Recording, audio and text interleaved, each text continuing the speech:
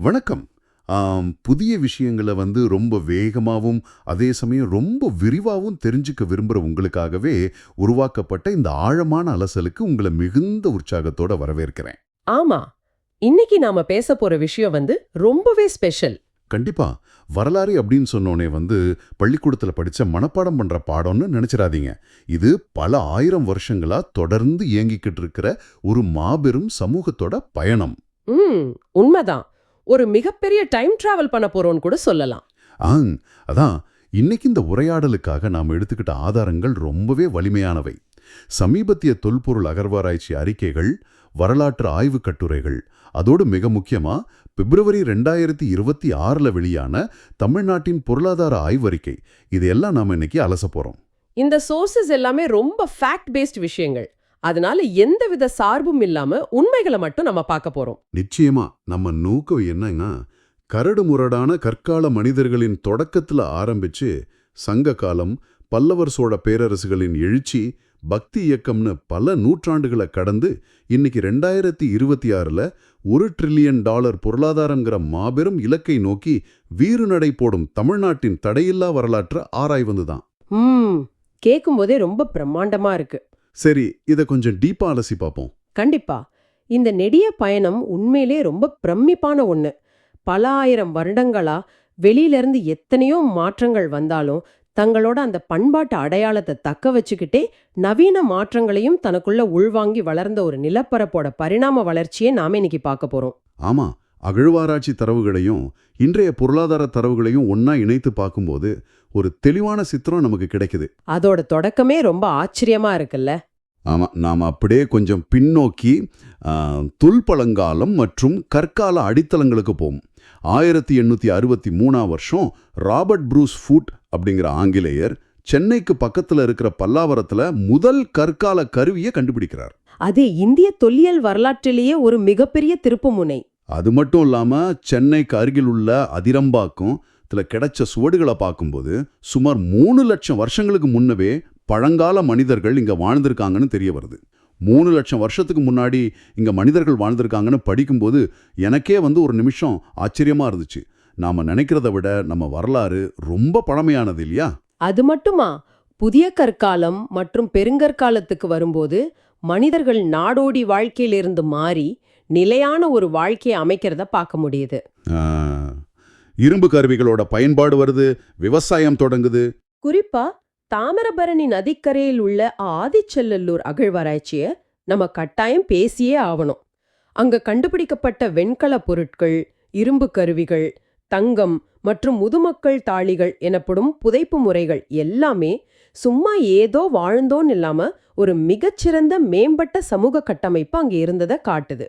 அந்த தாழிகளில் காணப்பட்ட சில குறியீடுகள் இன்றும் நாம தொடரும் சில வழிபாட்டு முறைகளின் வேர்களாகவே பார்க்கப்படுதுன்னு ஆய்வுகள் சொல்லுது. கரெக்ட். வைகை நதிக்கரையில் அமைந்துள்ள கீழடி அகழ்வாராய்ச்சி பத்தி கேட்கவே வேண்டாம். அது ஒட்டுமொத்த தொல்லியல் உலகையே திரும்பி பார்க்க வச்சிடுச்சு. உண்மைதான். கீழடி பற்றி படிக்கும்போது எனக்கே கூஸ்பம்ஸ் வந்துச்சு. முற்றிலுமாக மாற்றி விட்டனன்னு சொல்லணும். கொஞ்ச காலத்துக்கு முன்னாடி வரைக்கும் நகர நாகரிகம் அப்படிங்கிறது வட இந்தியாவில் குறிப்பா கங்கை நதிக்கரையில மட்டும்தான் உருவாச்சுன்னு ஒரு பொதுவான கருத்து இருந்துச்சு. ஆனா கீழடியில கிமு 800ஆம் ஆண்டிலேயே ஒரு மாபெரும் நகர நாகரிகம் இருந்ததற்கான சான்றுகள் கிடைச்சிருக்கு. ஆமா, சுடுமண் பானைகள், எந்த இடத்துலயும் தண்ணீர் தேங்காத அளவுக்கு மிக நேர்த்தியான நீர் மேலாண்மைக்கான வடிகால் அமைப்புகள் அங்க இருந்திருக்கு. எல்லாவற்றுக்கும் மேலாக தமிழ் பிராமி எழுத்துக்கள் பொறிக்கப்பட்ட பானை ஓடுகள் கிடைச்சிருக்கு. இது எதை காட்டுதுன்னா, சாதாரண மக்களும் எழுத படிக்க தெரிஞ்சவங்களா இருந்திருக்காங்க. வட இந்தியாவின் எந்த ஒரு தாக்கமும் இல்லாமல் தெற்கில் ஒரு தனித்துவமான மேம்பட்ட நாகரிகம் சுயமாகவே வளர்ந்திருந்தது அப்படிங்கறத இது சந்தேகத்திற்கிடமின்றி உறுதிப்படுத்துகிறது. அந்த ஒரு தன்னம்பிக்கையும் வளர்ச்சியும் தான் அவங்கள சங்ககாலம் என்ற ஒரு பொற்காலத்தை நோக்கி அழைச்சிட்டு போயிருக்கணும். சங்ககாலம் சொன்னாலே மூவேந்தர்களான சேர, சோழ, பாண்டியர்கள் தான் நமக்கு உடனே நினைவுக்கு வருவாங்க. நிச்சயமா அவங்க 3 பேரோட பங்களிப்பும் ரொம்ப முக்கியமானது. சேரர்கள் மேற்கு தொடர்ச்சி மலை மற்றும் கடற்கரை நாட்டை ஆண்டாங்க. அவங்களோட முசிறி துறைமுகம் உலக புகழ்பெற்ற மிளகு வியாபாரத்தோட மையமா திகழ்ந்தது. சோழர்களோ காவேரி டெல்டா பகுதியை மையமா வச்சு விவசாயத்தை வளப்படுத்தினாங்க. உறையூரில் தயாரிக்கப்பட்ட அவங்களோட பருத்தி ஆடைகள் உலகத்தரம் வாய்ந்தவையா இருந்திருக்கு. குறிப்பா கரிகால சோழன் காவிரியின் குறுக்கே கட்டிய கல்லணை 2000 வருஷங்களுக்கு முன்னாடி கட்டப்பட்ட ஒரு அணை இன்னைக்கும் பயன்பாட்டுல இருக்குன்னா அது எப்பேற்பட்ட ஒரு பொறியியல் அதிசயம். பாண்டியர்களை பொறுத்த வரைக்கும் அவங்களோட தலைநகரமான மதுரையும் அவங்களோட உலக புகழ்பெற்ற முத்து வியாபாரமும் ஈடு இணையற்றவை. மிக சரி. இந்த மூவேந்தர்களும் தங்களுக்குள் நிலப்பரப்புக்காக சண்டையிட்டு கொண்டாலும் கடல் வழி வர்த்தகம் மற்றும் பண்பாட்டு வளர்ச்சின்னு வரும்போது அவங்க ஒருவருக்கொருவர் சலைத்தவர்கள் அல்ல. இங்கதான் விஷயமே ரொம்ப சுவாரஸ்யமா போகுது. இன்னைக்கு நாம குளோபலைசேஷன், சர்வதேச வர்த்தகம்னு பேசிக்கிட்டு இருக்கோம். ஆனா ரோமானிய பேரரசர் அகஸ்டஸ் காலத்திலேயே பாண்டிய நாட்டு தூதர்கள் ரோம் நகருக்கு சென்றிருக்காங்க. Wow, Augustus காலத்திலேவா? ஆமா, அரிக்குமேடு போன்ற பகுதிகளில் குவியல் குவியலாக கிடைத்த ரோமானிய நாணயங்களும் பிளினி, தாலமி போன்ற வெளிநாட்டு பயணிகளின் குறிப்புகளும் இதை உறுதி செய்யறத நம்ம பார்க்க முடிகிறது. சொல்லப்போனால் மிளகுக்காகவும் முத்துப் பொருட்களுக்காகவும் ரோமானிய பேரரசின் செல்வமெல்லாம் இந்தியாவை நோக்கி போகுதுன்னு பிளினி அப்பவே புலம்பிருக்காருன்னு சோர்சஸ் சொல்லுது. ஆமா, 2000 ஆண்டுகளுக்கு முன்பே தமிழ்நாடு ஒரு குளோபல் ஹப்பாக, அதாவது ஒரு மாபெரும் சர்வதேச வர்த்தக மையமாக இருந்துள்ளது என்பதை நீங்க நினைத்து பாருங்க. உலக பொருளாதாரத்தோட ஒரு முக்கிய மையமா அவங்க இருந்தது ஆச்சரியம்னா, அந்த ஆச்சரியம் அவங்க படைத்த இலக்கியங்களை படிக்கும்போதும் ஏற்படுது. தொல்காப்பியம், எட்டுத்தொகை, பத்துப்பாட்டு போன்ற சங்க இலக்கியங்களை நாம வெறும் கற்பனை கதைகள்னு ஒதுக்கிட முடியாது. அவை அன்றைய சமூகத்தோட நிஜமான கண்ணாடி. ஒரு மனிதனோட வாழ்வியல அகம், அதாவது காதல், உள்மன உணர்வுகள், குடும்பம் மற்றும் புறம், அதாவது வீரம், சமூகம், அரசியல், போர் என மிக அழகாக அறிவியல் பூர்வமாக பிரித்திருந்தார்கள். மேலும் அக்கால பெண்களின் நிலை மிக மிக குறிப்பிடத்தக்கது.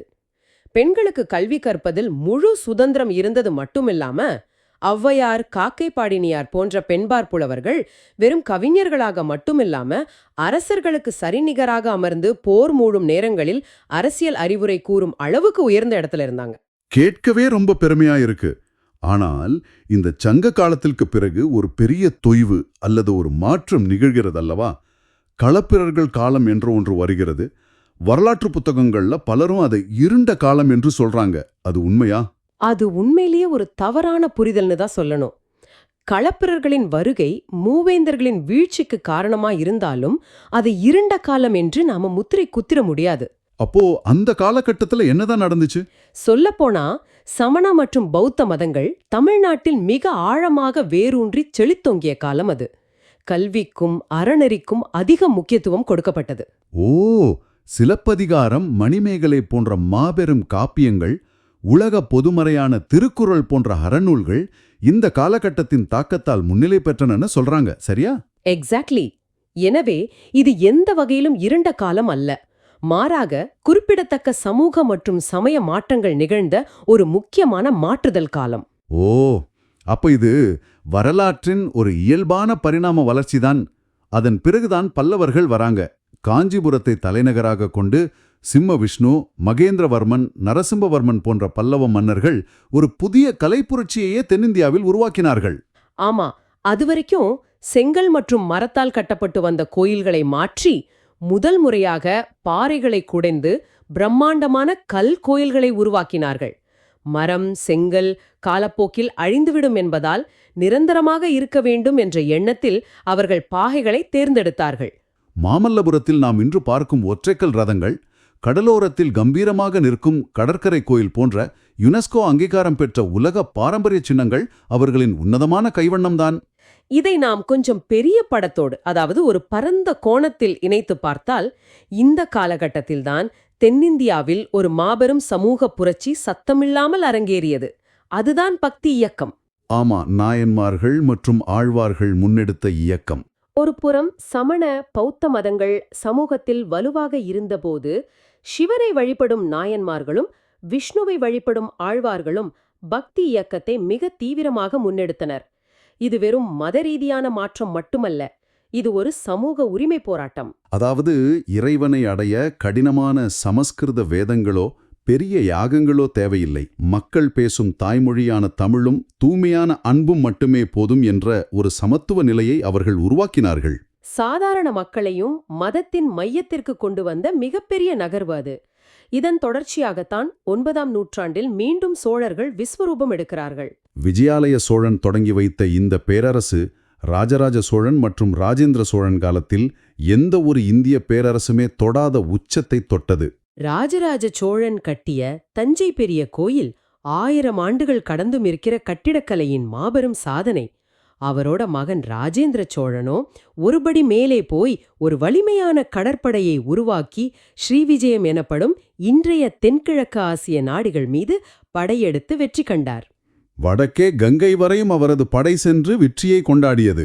ஆனா அந்த மாபெரும் இராணுவ மற்றும் கடற்படை பலத்துக்கு பின்னால் மிகச்சிறந்த நுட்பமான உள்ளாட்சி நிர்வாக கட்டமைப்பு இருந்ததுதான் இங்க கவனிக்கப்பட வேண்டிய விஷயம். குறிப்பா சோழர் காலத்து உள்ளாட்சி நிர்வாகம் உலகிற்கே ஒரு சிறந்த முன்னுதாரணம். இத இன்னைக்கு நாம பயன்படுத்துற தேர்தல் முறையோட ஒப்பிட்டு பார்க்கலாமா? கண்டிப்பா. உத்தரமேரூர் கல்வெட்டுகள் மூலம் அறியப்படும் குடவோலை முறை அப்படிங்கிறது வெறும் கிராம சபை நிர்வாகம் மட்டும் கிடையாது.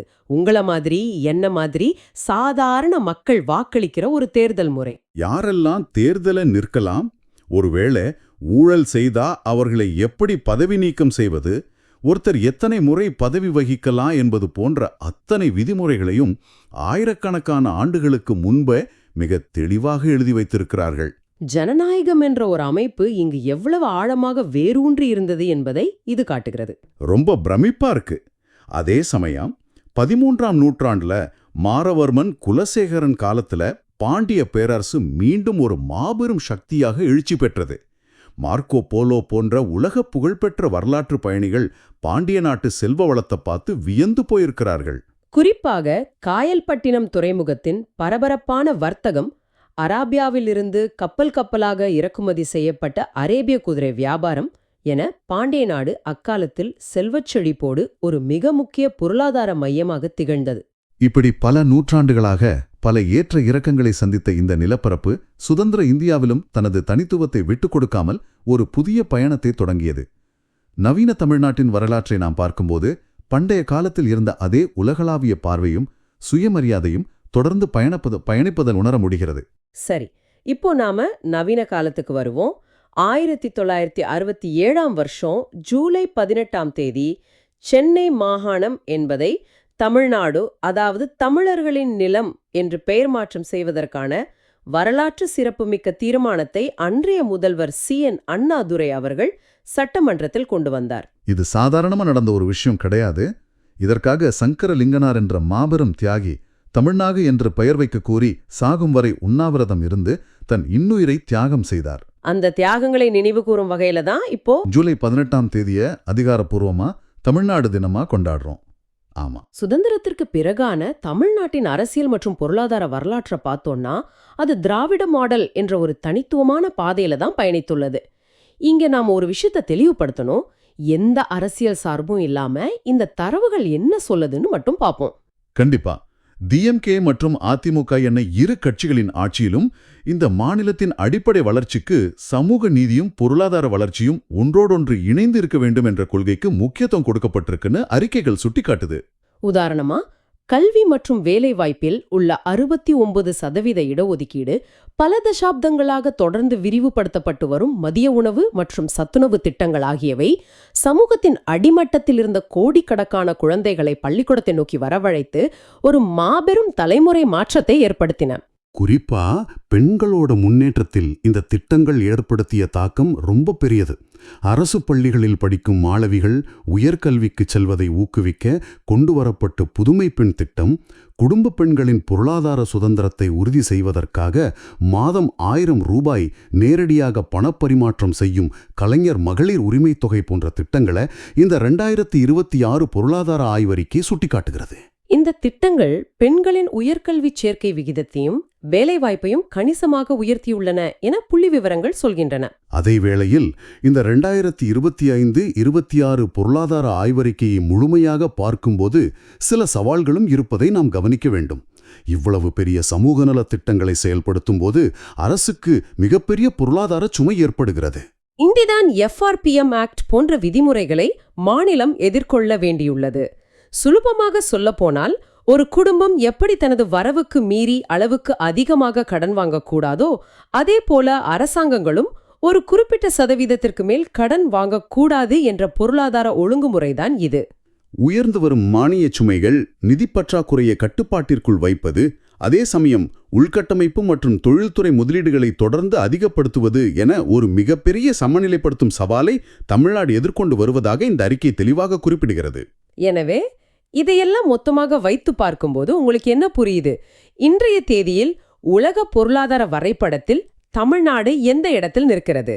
இதைவிட ஆச்சரியம் என்னவென்றால், இந்தியாவின் ஒட்டுமொத்த எலக்ட்ரானிக்ஸ் ஏற்றுமதியில் தமிழ்நாடு மட்டுமே 41.23% பங்களிப்பை வழங்குகிறது. இந்தியாவிலேயே அதிக அளவிலான தொழிற்சாலை பணியாளர்கள், அதாவது ஒட்டுமொத்த இந்திய தொழிலாளர்களில் 15% பேர் தமிழ்நாட்டில் தான் இருக்காங்க. திருப்பெரும்புதூர், ஓசூர் போன்ற இடங்களில் அதிநவீன செமிகண்டக்டர் மற்றும் எலக்ட்ரானிக்ஸ் உள்கட்டமைப்புகள் பிரம்மாண்டமாக உருவாக்கப்பட்டிருக்கின்றன. அது மட்டுமல்ல, எதிர்கால பொருளாதாரத்தின் அச்சாணியாக இருக்க போகும் பசுமை மின்சாரத்திலும் தமிழ்நாடு மிகப்பெரிய பாய்ச்சலை நிகழ்த்தியிருக்கு. ஆமா, சமா 20 ஜிகாவாட் உற்பத்தி திறனோடு சூரிய ஒளி மற்றும் காற்றாலை மின் உற்பத்தியில் இந்தியாவின் முன்னோடி மாநிலமாக தமிழ்நாடு திகழ்கிறது. மனிதவள மேம்பாடு, ஏற்றுமதி மற்றும் பசுமை ஆற்றல் என இந்த வேகம் இதே நிலையில் தொடர்ந்தால் 2031க்குள் $1 டிரில்லியன் பொருளாதாரம் என்ற மாபெரும் இலக்கை மாநிலம் உறுதியாக அடைந்துவிடும் என்று பொருளாதார அறிக்கை நம்பிக்கையுடன் கூறுகிறது. பல நூற்றாண்டுகளுக்கு முன்பு எப்படி சோழர்களும் பாண்டியர்களும் கடற்படையை கொண்டும் முத்து வியாபாரத்தின் மூலமும் கடல் தாண்டி தங்கள் பொருளாதாரத்தை விரிவுபடுத்தி உலக அளவில் ஒரு குளோபல் ஹப்பாக இருந்தார்களோ, அதேபோல் இன்றும் உலகளாவிய அளவில் பல பன்னாட்டு நிறுவனங்களின் முதலீடுகளை ஈர்த்து ஒரு மாபெரும் நவீன பொருளாதார சக்தியாக தமிழ்நாடு தன்னை மீண்டும் நிலைநிறுத்திக் கொண்டுள்ளது. ரொம்ப அருமையான ஒரு பயணம் இது. பல்லாவரத்தில் கண்டுபிடிக்கப்பட்ட ஒரு கரடு முரட்டான கற்கால கருவியில தொடங்கி கீழடி நகர நாகரிகம், மூவேந்தர்களோட கடல் கடந்த வர்த்தகம், பல்லவர் மற்றும் சோழர்களோட கலை மற்றும் ஜனநாயக உள்ளாட்சி நிர்வாகம், பக்தி இயக்கம் என பல பரிமாணங்களை கடந்து இன்று அதிநவீன செமிகண்டக்டர் மற்றும் பசுமை ஆற்றல் துறைகளில கோலோச்சும் $1 டிரில்லியன் பொருளாதாரத்தை நோக்கிய நெடிய பயணம் இது. பல அயல்நாட்டு தாக்கங்களை உள்வாங்கினாலும் தனது மொழி, பண்பாட்டு வேர்கள் மற்றும் சமூக நீதி போன்ற அறங்களை தொலைக்காத தமிழ்நாட்டின் மீள்திறன் உண்மையிலேயே மெய்சிலிருக்க வைக்கிறது. 100க்கு 100 உண்மை. இந்த முழுமையான அலசலின் இறுதியில உங்களிடம் ஒரு கேள்வியை, ஒரு ஆழமான சிந்தனையை முன்வைக்க நான் விரும்புகிறேன். 2000 ஆண்டுகளுக்கு முன்பே யாதும் ஊரே யாவரும் கேளீர், அதாவது உலகம் முழுவதும் உள்ள மக்கள் அனைவரும் நம் உறவினர்களே என்ற ஒரு மாபெரும் உலகளாவிய பார்வையை சங்க இலக்கியங்கள் மூலம் கொண்டிருந்த நிலம் இது. உண்மைதான்.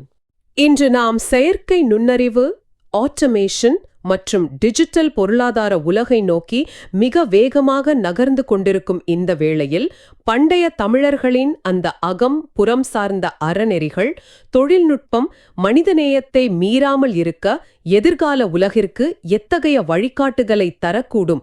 இதை நீங்களே சிந்தித்து பாருங்கள். மிக ஆழமான சிந்தனை. வரலாற்றை வெறும் கடந்து போன பழங்கதைகளாக பார்க்காமல் எதிர்காலத்திற்கான பாடங்களாகவும் வழிகாட்டியாகவும் பார்க்க தூண்டும் ஒரு அருமையான புள்ளி இது. இத்தனை 1000 வருட வரலாற்றையும் நவீன பொருளாதாரத்தையும் இணைத்த இந்த சுவாரஸ்யமான உரையாடலில் எங்களோடு இணைந்திருந்த உங்களுக்கு மிக்க நன்றி. மீண்டும் ஒரு புதிய தேடலுடன் உங்களை சந்திக்கிறோம். அதுவரை தொடர்ந்து சிந்தியுங்கள், தேடுங்கள். வணக்கம்.